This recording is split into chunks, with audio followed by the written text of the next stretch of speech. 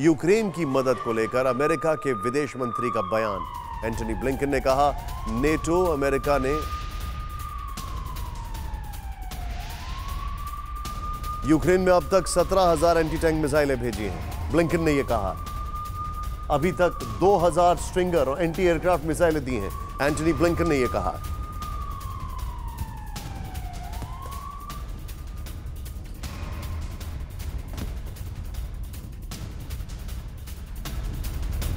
Baltic countries में permanent deployment की तैयारी में है नेटो, क्योंकि शक यह जताया जा रहा है कि रशिया का अगला टारगेट बाल्टिक कंट्रीज होंगी।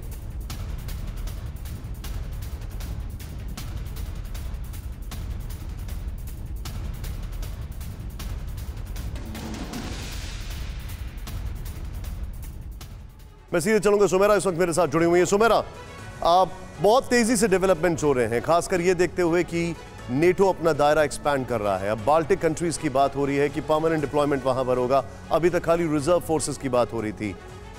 In terms of war readiness, आप जहां पर मौजूद हैं, क्या देख रही हैं आप वहां पर?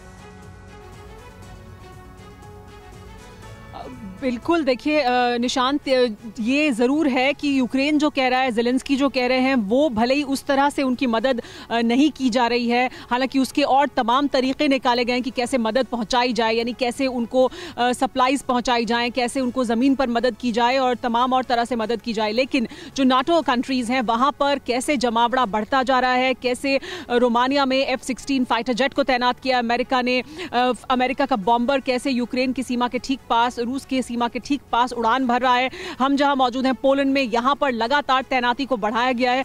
ये तमाम जो वॉर रेडीनेस है, ये क्योंकि बार बार कहा गया है नेटो की तरफ से कि नेटो की धरती पर अगर कुछ भी होता है तो उसे वो एक्ट ऑफ वॉर मानेंगे, और उसके लिए वो अपनी तैयारी भी कर रहे हैं। साथ ही एक बड़ा मैसेज भी है कि देखिए, ऐसा नहीं है कि अगर पुतिन ने ऐसी जुर्रत भी की है, ऐसा सोचा भी कि वो इस तरफ देखेंगे तो फिर हम क्या कर सकते हैं, उसके लिए हम तैयार हैं। तो इस वजह से भी इस जमावड़े को बढ़ाया गया है, संख्या को बढ़ाया गया है। और जाहिर सी बात है, देखिए ये युद्ध का माहौल है और कैसे पल पल में सिचुएशन बदल रही है, कभी भी किस तरफ ये जाएगा इसके बारे में इस समय कोई नहीं कुछ कह सकता है, क्योंकि ये कहा जा रहा है कि Putin has no plan, Putin can do anything, उनसे कुछ भी एक्सपेक्ट किया जा सकता है। तो इस वजह से भी ये तैयारी बहुत जरूरी है और बहुत तेजी से की जा रही है। आप जो बता रही हैं, he has no plan, absolutely right. और ये भी कहा जा रहा है, when he is cornered then he can come up with any surprise.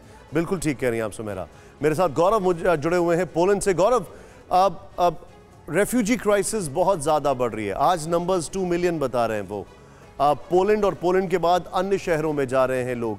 अभी जो स्टेटस है इन टर्म्स ऑफ जिस तरीके से ये लोग हैंडल कर रहे हैं, और ज़ेलेंस्की का एक स्टेटमेंट अभी आया है कि वो बातचीत के लिए पुतिन से तैयार है ऑन सम इशूज़। क्या लोगों से मैसेज मिल रहा है वहाँ पर, जो लोग वहाँ से आ रहे हैं? Is the country breaking down? क्या लोगों का जो हौसला है वो गिर रहा है?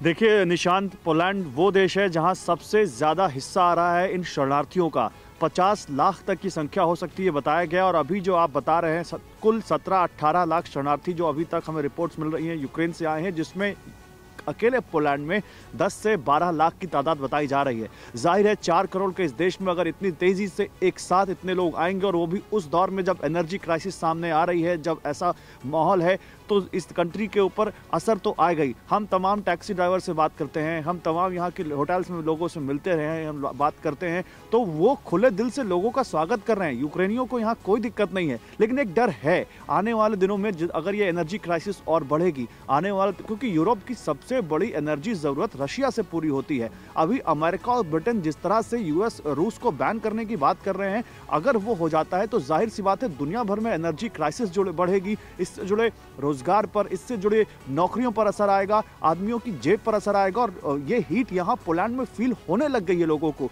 लोग खुले नहीं बोलते, लेकिन जब आप द रिकॉर्ड आप बात करिए तो वो ये कहते हैं कि हाँ, हमें लगता है कि आने वाले दिनों में इसका असर हमारे ऊपर पड़ेगा।